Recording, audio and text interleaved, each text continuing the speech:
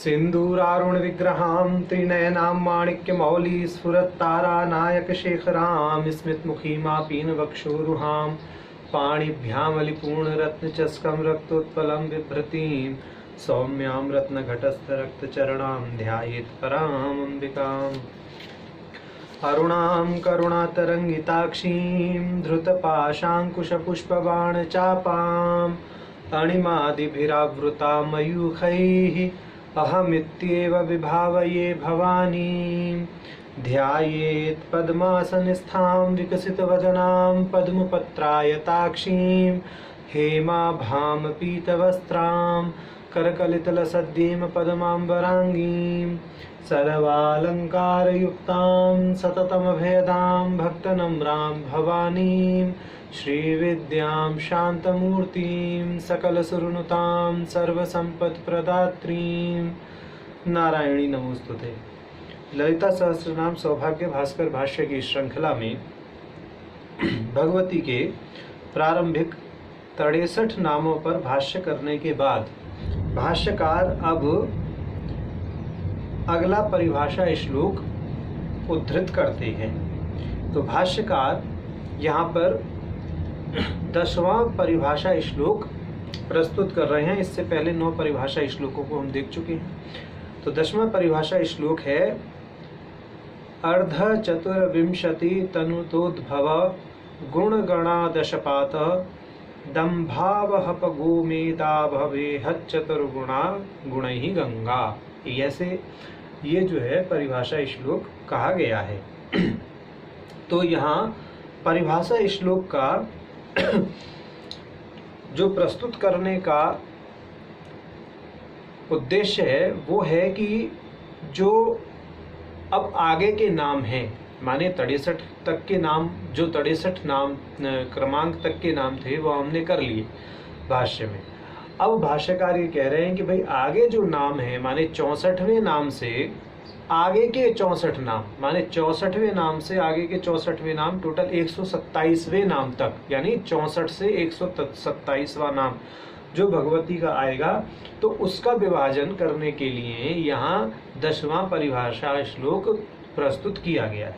तो संक्षेप में बता देते हैं कि पहले तो यह समझ लें कि हमने अब तक ललिता सहस्रनाम के 23 श्लोकों को देखा है, यानी जिनमें कुल मिलाकर के 63 नाम आए हैं, श्री माता श्री महाराज्ञी से प्रारंभ करके कामदायिनी तक। तो टोटल ये जो हमारे 63 नाम हुए हैं यह 23 श्लोकों में कहे गए हैं, जिनमें से 20 श्लोकों के अंतर्गत तो भगवती के उद्भव से संबंधित नाम हैं और 3 श्लोकों में भगवती के आसन से संबंधित नाम है।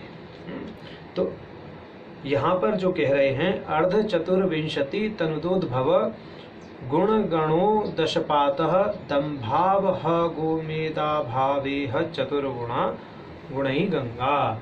ऐसे जो कहा है, तो अभी कह रहे हैं कि आगे के जो नाम है 64 से 127 तक, उसका विभाजन कैसे है। तो यहाँ वर्णों के आधार पर विभाजन हम संक्षेप में बता देते हैं, फिर आगे अपने मुख्य विषय पर आएंगे।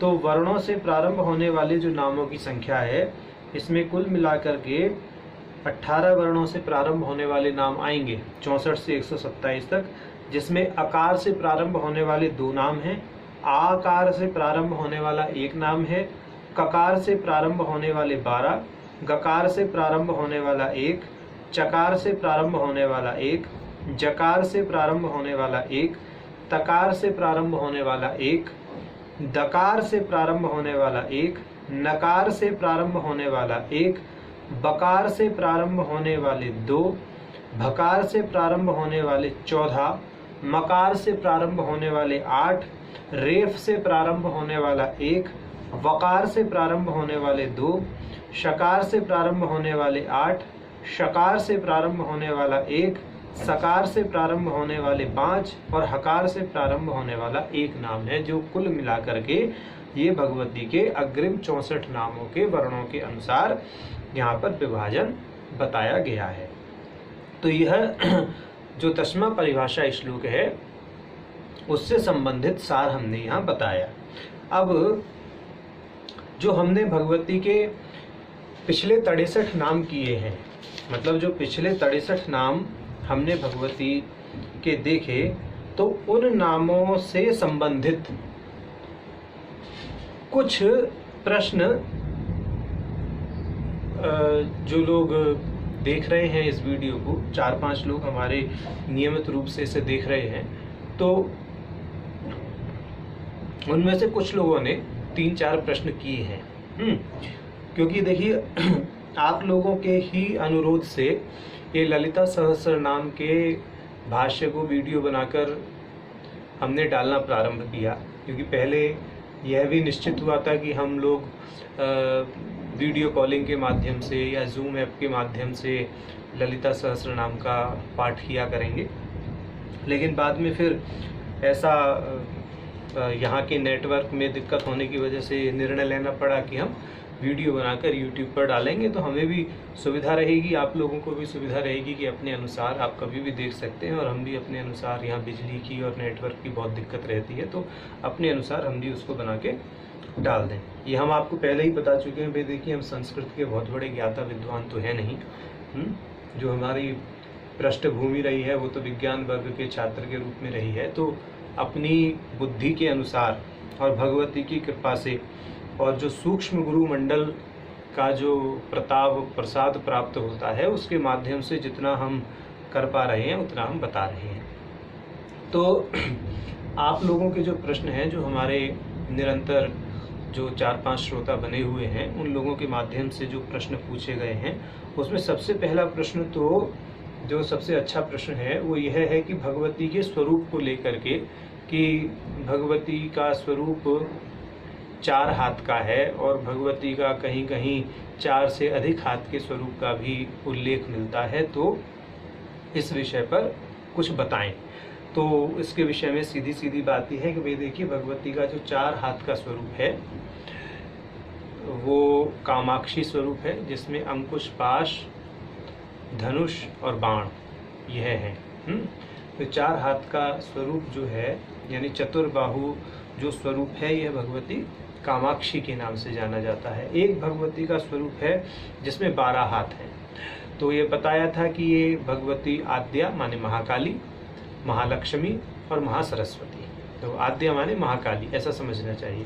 तो भगवती आद्या, महालक्ष्मी और महासरस्वती का एक संगठित स्वरूप है, जिसमें भगवती के 12 हाथ हैं।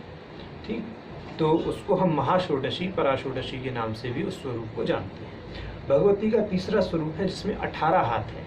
तो 18 हाथ के स्वरूप का वर्णन जो है पौराणिक कथाओं में देखने को मिलता है। ऐसा जो है इस स्वरूप के विषय में यह मान्यता है कि जब भंडासुर का वध करने के लिए भगवती ने जो है स्वरूप धारण किया था, वह 18 हाथों का स्वरूप था। वह जो है 18 भुजाओं से समन्वित स्वरूप था। ऐसे स्वरूप का वर्णन यद्यपि ललिता सहस्रनाम में नहीं है, परंतु जो पौराणिक आख्यान आदि हैं उनके अंतर्गत इसका उल्लेख है। और वह भंडासुर मर्दनी भगवती हैं, जहाँ जिस स्वरूप में प्रकट होकर उन्होंने भंडासुर का वध किया था, वह स्वरूप तो गदा, चक्र, पाश, धनुष आदि सब से समन्वित है, सभी आयुधों से समन्वित है। तो इस प्रकार से भगवती के 3 स्वरूप हैं। एक चतुर्भुजा समन्वित जो स्वरूप है कामाक्षी स्वरूप कहलाता है। जो 12 भुजा समन्वित स्वरूप है वह महाषोडशी, पराषोडशी के नाम से जाना जाता है। और 18 भुजा समन्वित जो स्वरूप है वह भंडासुर मर्दनी है भगवती। अच्छा जी, अब दूसरा प्रश्न जो किया है वह किया है आयुध मंत्रों को लेकर के। वो ये कह रहे हैं कि आयुध मंत्र और 10 महामुद्रा मंत्रों के बीच में सन्निधि किस प्रकार से है। देखिए ऐसा है, जो 10 महामुद्रा के प्रारंभिक 6 बीज मंत्र हैं, जो 10 महामुद्राओं में प्रारंभिक 6 मुद्राएं हैं, है ना, सर्व संक्षोभणी, सर्व विद्रावणी, सर्वाकर्षणी, सर्वशंकरी, सर्वोन्मादनी और सर्व महांकुशा। ये जो 6 मुद्राएं हैं, ये 6 मुद्राएं क्रमशः भगवती के 5 बाणों के बीज मंत्र और 1 अंकुश के बीज मंत्र से ही लगती हैं। परंतु इसका अर्थ ये नहीं है कि ये जो 6 मुद्राएं हैं ये 6 मुद्राएं आयुधों की भी मुद्राएं हैं। आयुधों की मुद्राएं अलग हैं, ठीक है। तो आयुधों की मुद्राएं अलग हैं, इन मुद्राओं को आयुधों की मुद्राओं के साथ में जो है मिलाएं नहीं। आयुधों की मुद्राएं अलग लगती हैं, यद्यपि आयुधों की मुद्राओं में जो 5 बाणों के बीज मंत्र हैं वो वही हैं जो 10 मुद्राओं के अंतर्गत प्रारंभिक 5 मुद्राओं के हैं। बीज मंत्रों में समानता है परंतु मुद्रा के आकार में भिन्नता है, ठीक है। ऐसे ही जो हम सर्व महांकुशा मुद्रा लगाते हैं उसमें बीज मंत्र तो वही लगता है जो अंकुश मुद्रा में आयुध की जब मुद्राएं लगाते हैं उसमें जो अंकुश मुद्रा बनाते हैं, तो मतलब दोनों जगह वही बीज मंत्र लगता है, परंतु मुद्रा वही है ऐसा नहीं है, मुद्रा भिन्न है। तो आयुधों की मुद्रा और जो 10 मुद्राएं मुख्य मुद्राएं हैं उनमें उनके आकार में भेद है। बीज मंत्र में यद्यपि समानता दृष्टिगोचर होती है। तो यह आपके प्रश्न का उत्तर है कि 10 महामुद्राएं और जो आयुधों की मुद्राएं हैं उनके आकार में भिन्नता है, बीज मंत्र में समानता परिलक्षित होती है, ऐसा हम यहाँ कहना चाह रहे हैं। तो इससे हम समझते हैं कि आपका जो भ्रम है 10 मुद्राओं को लेकर के और अंकुशों की जो आयुधों की मुद्राएं हैं उनको लेकर के आपका ये प्रश्न उपशांत हो गया होगा। तो ये ध्यान रखना है कि इनमें बीज मंत्रों में समानता है, आकार में समानता नहीं है। अच्छा, अब अगला प्रश्न है शुद्ध विद्या को लेकर के। शुद्ध विद्या कि शुद्ध विद्या क्या है? तो एक महानुभाव ने बोला कि शुद्ध विद्या, आपने बोला कि त्रितारी है, तो वो भुवनेश्वरी के जो 3 बीज अक्षर हैं, यानी भुवनेश्वरी का जो त्रितारी मंत्र है उसको ही शुद्ध विद्या उन्होंने समझ लिया। ऐसा नहीं है, जो भुवनेश्वरी की त्रितारी है वह अलग है और यहाँ जो शुद्ध विद्या है उसका हम ये संकेत कर देते हैं। जिज्ञासा, बस किसी ने पूछा है तो जिज्ञासा को जितना हो सके उतना शांत भी करना चाहिए। तो बाला का जो त्रयाक्षरी मंत्र है, बाला के त्रयाक्षरी मंत्र में जो क्रमशः स्वर आते हैं, 3 स्वर हैं उनमें, है ना।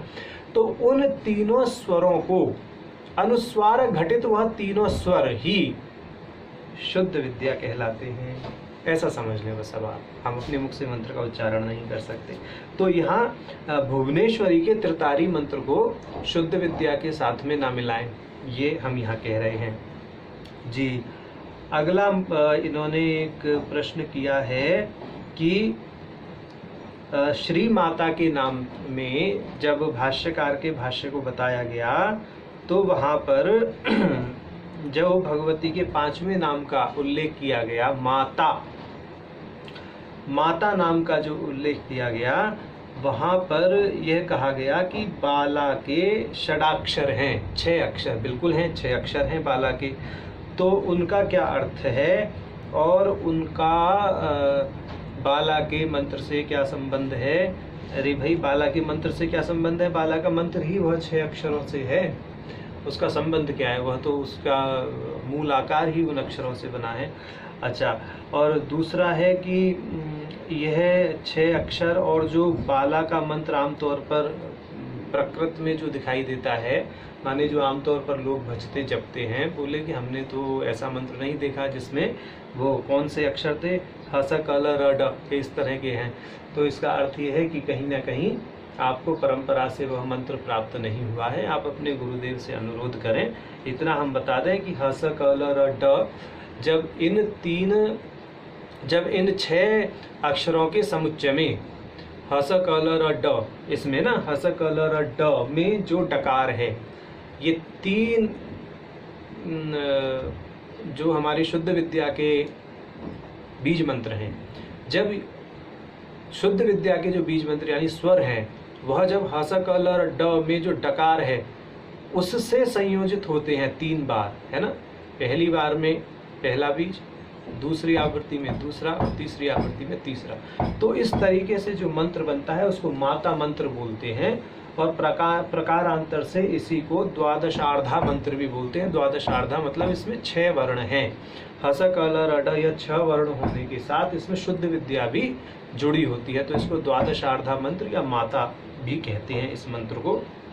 देखिए सीधी सी बात है, आप यदि मंत्र पारायण नहीं किया है, इसका अर्थ यह है आपने मंत्र पारायण जो लोग करते हैं उन लोगों को यह जो है शंका हो ही नहीं सकती। इसका ये आप अपने गुरुदेव से प्रार्थना करें कि वह आपको मंत्र पारायण की पूरी विधि बताएं, तो उससे आपका उत्थान होगा। अब इसी क्रम में ये ही हमारे पास में प्रश्न थे जो लोगों ने पूछे। अब आगे हम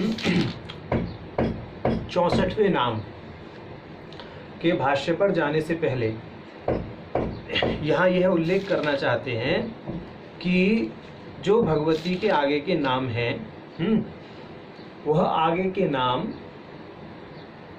अब जो ब्रह्मांड पुराण ललितोपाख्यान में जो भगवती के प्रादुर्भाव की कथा है उस पर अवलंबित है, यानी उसके आधार पर कहे गए हैं। तो यहाँ संक्षेप में भंडासुर के वध की कथा हम आपको बता देते हैं। अच्छा, उससे पहले एक चीज़ और बता दें, जो मंत्र पारायण के विषय में हमने बोला, फिर बाद में प्रश्न आ जाएगा वरना मंत्र पारायण क्या है। तो जो हमने जब श्री माता नाम का विवेचन किया था तो उसमें जो 5वां हमने नाम बताया था, हस कल रट, इन वर्णों के आधार पर, जो 6 वर्णों के आधार पर कहा था कि यही जब स्वरों से जुड़ करके मंत्र बनता है तो माता कहलाता है। प्रकारांतर से इसे द्वादशार्धा मंत्र कहते हैं। तो देखिए वहाँ हमने बाला लघु स्तवराज का जो 18वां श्लोक है उसको उद्धृत किया था। आप ध्यान से इसको दोबारा देख लीजिएगा, नहीं तो वीडियो में। माया कुंडलिनी क्रिया मधुमती काली कला मालिनी, इस तरह से। तो यह जो श्लोक है ना, इसके अंदर मंत्र पारायण की पूरी विधि छिपी हुई है। जो 10 दिन में हम मंत्र पारायण अपना पूर्ण करते हैं उसकी विधि इसमें पूरी छिपी हुई है। अगर आप उसको अच्छी तरह से देखें तो उसकी अंतिम पंक्ति में आता है माता कुमारी त्यसी करके है। तो जो माता पद है ना, वो 9वें दिन जो हम उसके अंतर्गत बीज को लगाते हैं, वो 9वें दिन जो बीज लगता है मंत्र पारायण में, जो क्रमशः 10 दिन मंत्र पारायण चलता है, तो 9वें दिन जो बीज लगता है वो हस कल रड वाला ही यही इसी से संबंधित लगता है, द्वादशार्धा विद्या से संबंधित, या उसको प्रकारांतर से कहें तो माता मंत्र वहाँ पर लगाया जाता है। तो ये पूरी प्रक्रियाएं हैं, परंपरा से गम्य है, परंपरा से ग्रहण करनी चाहिए। वीडियो आदि बना करके डालना उचित नहीं है। उस पर हम संकेत इसलिए कर रहे हैं ताकि आपके अंदर ये प्रश्न पूछने की जिज्ञासा अच्छी है और उसकी उपशांति सही धारा में हो जाए, इसलिए हम यहाँ पर उसका जो है उल्लेख कर दे रहे हैं। बाकी तो अपने गुरुदेव से ही आप क्या कहते हैं अनुरोध करें, वही आपका इसमें मार्गदर्शन कर सकते हैं। ठीक। अच्छा, तो अब भगवती ललिता के प्रादुर्भाव की कथा पर आते हैं। भगवती ललिता के प्रादुर्भाव की कथा का यहाँ सार संक्षेप हम बताते हैं कि भाई जो अब आगे के नाम कहे जाएंगे 64 से प्रारंभ होकर के ललिता सहस्त्र नाम में, उन नामों का जो आधार है वो ब्रह्मांड पुराण की या के अंतर्गत ललितोपाख्यान की कथा में कहा गया है। और उसके आधार पर कथा ऐसी है कि भाई देवताओं ने शिव पार्वती का विवाह कराने के लिए शिव जी की तपस्या को भंग करने का जो है बीड़ा उठाया। बोले भाई चलिए शिव जी की तपस्या भंग करते हैं, पार्वती जी का विवाह कराते हैं। वो कार्यक्रम में अपने लग गए। तो कामदेव को उन्होंने आगे कर दिया। कामदेव जी ने अपने बाण चलाए, तपस्या भंग हो गई। शिव जी का तीसरा नेत्र खुला, जो क्रोधाग्नि थी उससे कामदेव भस्म हो गए, राख बन गए, वहां पर भस्म पड़ी थी। अब वहां जो भस्म पड़ी थी, कामदेव की भस्म से जो है चित्रकर्मा गणेश जी ने क्या किया, एक पुतला बना दिया और और उस पुतले पर क्या हुआ कि भगवान रुद्र की दृष्टि पड़ी। अब भगवान रुद्र की दृष्टि पड़ते ही वह पुतला जो है जीवित हो उठा, उसमें प्राण का संचार हो गया। और जो चित्रकर्मा, चूंकि चित्रकर्मा ने उसका निर्माण किया था गणेश जी ने उनको शतरुद्रीय मंत्र दे दिया। और उस जो वो प्राणी बना, जो वो जीव बना, उसने शतरुद्रीय मंत्र का अनुष्ठान करके भगवान को प्रसन्न किया, महादेव को। और भगवान महादेव से वर भी प्राप्त कर लिया कि भाई मैं जिससे भी युद्ध करूं उसका आधा बल मुझे प्राप्त हो जाए। महादेव ने उसे वरदान दे दिया। ब्रह्मा जी ये सारी लीला देख रहे थे। ब्रह्मा जी ने भंड भंड करके जो है वहां पर स्वर किया इस तरह से, भंड भंड। भंड का एक अर्थ जो है भाग्यशाली भी होता है और एक अर्थ जो है नीरस भी होता है, नीरस जिसमें रस ना हो। तो दोनों ही नाम जो है उस भंड में घटित हो रहे थे। नीरस इसलिए क्योंकि कामदेव की जो है भस्म से बना था। जब कामदेव नीरस हो गए तो भस्म बन गए, तो इस दृष्टि से भी वो भंड कहलाया। और दूसरा कि उसने भगवान महादेव को तपस्या से प्रसन्न कर लिया, इसलिए भाग्यशाली भी था, इस दृष्टि से भी भंड नाम। तो दोनों ही दृष्टि से यह नाम उसके ऊपर जो है सटीक बैठता था। कालांतर में उस भंड ने शुक्राचार्य जी को अपना गुरु बना लिया, मतलब शुक्राचार्य जी का वो शिष्य बन गया और बहुत शक्तिशाली हो गया।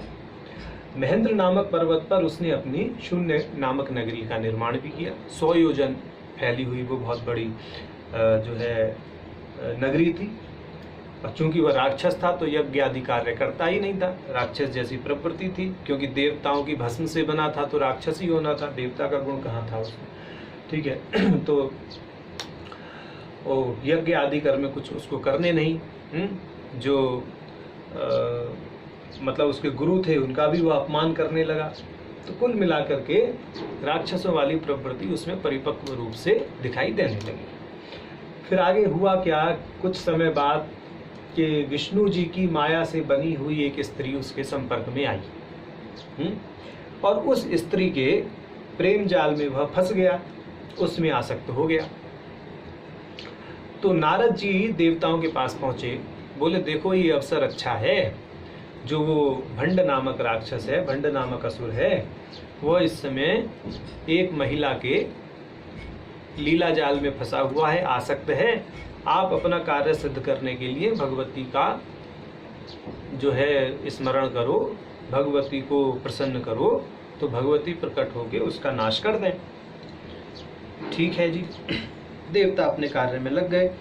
उधर जो है शुक्राचार्य जी भंडासुर के पास पहुंचे, बोले भाई ऐसा है, तू हमारा शिष्य है, तू अपने इन कार्यों से विमुख हो रहा है जो तेरे को करने चाहिए, तू अपने कार्यों में लग और इस महिला की आसक्ति छोड़।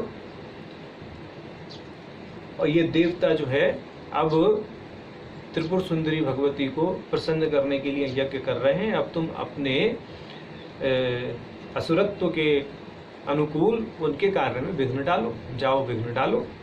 तो भंडासुर ने उसको चेताया। हुआ ये कि देवताओं ने 1 करोड़ योजन बड़े हवन कुंड का, यज्ञ कुंड का निर्माण कर लिया था और उन्होंने वहाँ पर अपने आप को ही, अपने अंग प्रत्यंगों को, अपने स्वयं को उन्होंने आहुति के रूप में वहाँ समर्पित करने की प्रस्तावना रखी। बोले भाई कि हम भगवती को प्रसन्न करने के लिए अपना सर्वस्व आहूत कर देंगे। तो भंडासुर तो खैर क्या विघ्न डालता, इतने में ही भगवती उन देवताओं की इस प्रस्तावना से प्रसन्न हो गई और भगवती अग्निकुंड से प्रादुर्भूत होने लगी, प्रादुर्भाव हो गया। भगवती का जब प्राकट्य हो गया, श्री चक्र पर बैठकर भगवती का प्राकट्य हुआ। प्राकट्य के बाद में देवताओं ने भगवती की स्तुति करी, खूब गुणगान किया। भगवती प्रसन्न हुई और उन्होंने भंडासुर को मारने का आश्वासन दे दिया। बोले मैं इसका वध करूंगी, अब कार्यक्रम आगे चलाते हैं। तो भगवती ने संपत्करी, अश्वारूढ़ा, अपराजिता आदि दंडनाथा, जो भी उनकी सेना की मुख्य शक्तियां थीं, उनको उन्होंने युद्ध के लिए कह दिया कि भाई अब चलिए युद्ध की तैयारी करें। पूरा आदेश उनको दे दिया गया।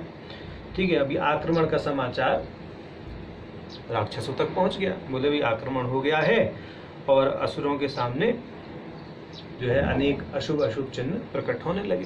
बोले भाई ये तो अब अच्छा नहीं हो रहा है, ये तो भगवती प्रकट हो गई, उन्होंने अपनी जो मुख्य मुख्य शक्तियां हैं उनको आगे आदेश भी दे दिया और यहाँ अशुभ चिन्ह भी प्रकट हो रहे हैं, अब क्या करेंगे? कुछ नहीं जी, अब युद्ध छिड़ गया तो युद्ध तो लड़ा ही जाएगा। तो भंडासुर ने अपने 2 भाई विशंग और विशुक्र को जो है आगे कर दिया। बोले भाई जाओ संभालो। युद्ध की बागडोर उन्होंने संभाली, भयानक युद्ध हुआ। तो इतना भयानक युद्ध हुआ कि एक समय ऐसा आ गया कि जो भगवती की सेना थी वो चारों ओर से राक्षसों से घिर गई। और हुआ ये कि चूंकि भगवती तो परम शक्तिशाली चेतना है, उनकी जो नित्यां थी वो भी शक्तिशाली थी, तो उनके प्रभाव से वह जो काल था वो काल निकल गया और सारी सेना भगवती की फिर पुनः अपनी ही ऊर्जा में आ गई। तो वो एक इस तरह का वहाँ पर समय आ गया। अब उस समय हुआ ये कि जो भंडासुर की सेना की बागडोर थी, भंडासुर के पुत्रों के हाथ में आ गई थी एक बार। तब भगवती की जो पुत्री है, यानी भगवती ललिता की जो पुत्री बाला है, उन्होंने भगवती से आज्ञा मांगी। बोले कि मैं जाती हूँ युद्ध में, इनका वध में मुझे करना है। ठीक है, भगवती ने आज्ञा दे दी, ठीक है आप जाइए करिए। तो भगवती ने उनकी सुरक्षा के लिए, सुरक्षा की दृष्टि से भगवती दंडनाथा और मंत्रिणी को उनके साथ भेज दिया। तो मंत्रिणी और दंडनाथा उनके एक तरह से क्या है कि पीछे से उनकी रक्षा कर रही थी, और भगवती बाला ने भंडासुर के पुत्रों का वध कर दिया। भगवती इससे बड़ी प्रसन्न हुई, भंडासुर बहुत दुखी हुआ। अब भंडासुर ने जो है एक जयविघ्न नामक यंत्र का प्रयोग करवा दिया युद्ध में। तो जयविघ्न यंत्र का जब प्रयोग हुआ तो उससे ऐसी जो है घटना घटी कि भगवती की सेना में बड़ी निराशा छा गई। यानी भगवती की जो सेना थी, जो सेना में उनकी शक्तियाँ थी, अधिकांश शक्तियाँ जो है उस यंत्र के प्रभाव में आ गई और युद्ध को छोड़ने की बात करने लगी कि अब क्या युद्ध हो। परंतु जो मंत्रिणी और दंडनाथा थी वो इस यंत्र के प्रभाव से बची रही, उन दोनों पर इस यंत्र का कोई प्रभाव नहीं हुआ। बाकी सारी की सारी शक्तियां उसके प्रभाव में आ चुकी थी। जब यह समाचार भगवती को प्राप्त हुआ ललिता अम्बा को, तो ललिता अम्बा ने भगवान कामेश्वर के मुख के आलोक का आलम्बन लेकर के भगवान गणेश की उत्पत्ति की रचना की, और उस जयविघ्न यंत्र का जो नाश है वो गणपति ने कर दिया इस तरह से। अब इसी क्रम में हुआ क्या, जो मंत्रिणी और दंडनाथा थी उन्होंने क्रमशः अपने अपने चक्र पर, चक्र मतलब उनका जो रथ है, मंत्रिणी का रथ गेय चक्र और दंडनाथा का चक्र जो है वो क्री चक्र है, जैसे भगवती का श्री चक्र है। तो ये जो दोनों भगवतियां हैं, मंत्रिणी और दंडनाथा, जो भगवती की सेनापति भी हैं प्रकारांतर से, तो इन्होंने क्रमशः मंत्रिणी ने विशंग का वध किया, दंडनाथा ने विशुक्र का वध किया। तो मंत्रिणी ने गेय चक्र पर बैठ करके विशंग का वध किया, दंडनाथा ने क्री चक्र पर बैठ के विशुक्र का वध किया। ललिता सहस्रनाम में नाम भी आता है ना, मंत्रिण्यम्बा विरचिता विशंग वध तोषिता विशुक्र प्राण हरण वाराही वीर नंदिता, ऐसे भी नाम है। तो इससे सिद्ध होता है कि मंत्रिणी ने विशंग का वध किया, दंडनाथा ने विशुक्र का वध किया। अब भाई जो भंडासुर है, भंडासुर को पता लगा कि भाई मेरे सारे पुत्र भी मारे गए, मेरे दोनों भाई भी मारे गए। अब वो बड़ा दुखी हुआ, क्या करना था, उसको ही लड़ना था। तो बची कुची सेना को लेकर के वो भी मैदान में पहुंच गया, रणभूमि में पहुंच गया। तो वहाँ पर ये तीनों जो चक्र थे खड़े थे, श्री चक्र मध्य में था, इर्द गिर्द गेय चक्र और क्री चक्र थे, उन पर उनकी अधिष्ठात्री देवियां बैठी हुई थी। मुख्य भगवती ललिता महात्रिपुर सुंदरी है ही। तो भाई ललिता अम्बा और भंडासुर के मध्य बहुत भयंकर युद्ध हुआ, अस्त्र प्रत्यर्श की वर्षा होने लगी, और इतना भयंकर युद्ध हुआ कि भिन्न भिन्न क्योंकि भंडासुर भी बहुत मायावी था, वो भी भिन्न भिन्न राक्षसों का रूप धारण करके आने लगा। तो उन राक्षसों के वध के लिए भगवती के 10 नाखूनों से जो है 10 विष्णु के अवतार हुए। और जो भंडासुर ने अपनी माया से अन्य अन्य राक्षसों की उत्पत्ति की थी, भगवती ने अपने नाखूनों से विष्णु का अवतार ले करके उन राक्षसों का वध किया। तो वैसे ही राक्षस थे जैसे विष्णु भगवान के अवतार से मारे गए, उन्हीं राक्षसों का यहाँ पर जो है समझना चाहिए नाम। अब अंत तो करता हुआ क्या कि जब उन राक्षसों का विवध होता चला गया जो माया से प्रकट हो रहे थे भंडासुर की, तो भगवती ने महापाशुपतास्त्र का प्रयोग किया और इस महापाशुपतास्त्र से भंडासुर की समस्त सेना का वध हो गया, सारी सेना मारी गई। उसके बाद में भगवती ने कामेश्वरास्त्र से भंडासुर का वध किया और साथ ही उसी अस्त्र से यानी कामेश्वरास्त्र से ही उसकी जो नगरी थी जिसका नाम शून्य नगरी था या शून्य का नगरी था, उसका भी उन्होंने समूल नाश कर दिया। तो इस प्रकार भगवती की कृपा से देवताओं का कार्य संपन्न हुआ। देवताओं ने जिस निमित्त भगवती का आह्वान किया था वह कार्य संपन्न हुआ। तो यह जो है पूरी एक कथा है जो ललित उपाख्यान में बहुत विस्तार से कही गई है। जो लोग इसका और विस्तार पूर्वक